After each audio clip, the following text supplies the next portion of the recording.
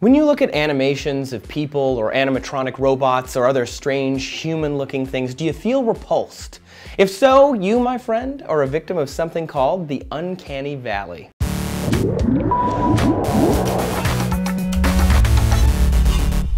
Trace here for D News, and I have been wanting to talk about this since we started the show. At the 2013 Game Developers Conference last week, this animation was shown by Activision.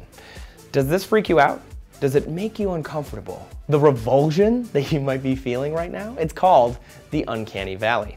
It was originally coined by Masahiro Mori. He was working with robots back in 1970, and he postulated that as robots began to look more and act human, they would someday repulse their human friends. The graph shows that as a robot becomes more and more human-like, we get more and more comfortable with it until it hits the peak, and then we crash into the Uncanny Valley. And at worst, a still robot will remind us of a corpse, and a moving robot will remind us of a zombie. Since 1970, we have actually made robots more human-like, sometimes hitting deep into that Uncanny Valley. The problem lies in the human brain. We strive for social interaction, so the brain looks for recognizable faces everywhere. Clouds, inanimate objects, food. As a species, we classify things pretty quickly, and the theory is once our brain decides that you're human, we get really freaked out if we notice that it's actually not human.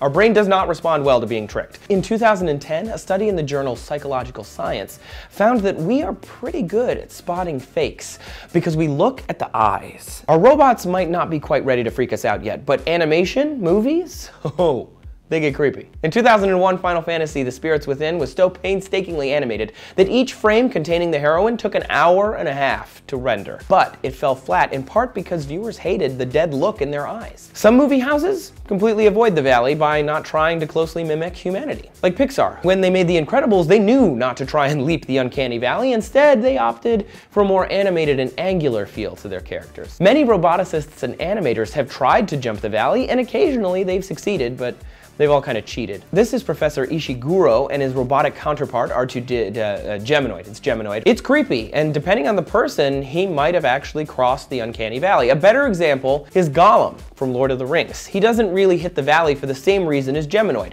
They're puppets rather than robots. Gollum's face and movements are based on the acting talent of Andy Serkis, although this isn't, I guess, strictly part of the Uncanny Valley because Gollum isn't really human. He's not really jumping the valley so much as skirting it, I guess. Tricksy Gollum. The Uncanny Valley is a topic of debate, with some psychologists finding that it doesn't exist and others finding evidence that it does. So why does it exist? We're still trying to figure that out. But until we do, we're gonna have to keep bumbling along trying to get our robots just at that peak or all the way on the other side. Do you get creeped out with animations or animatronics like this one? Tell us your story. Tweet at us. Post on our Facebook wall. We love to hear from you. So thanks for tuning in. See you with more videos twice a day, every day. Catch you later.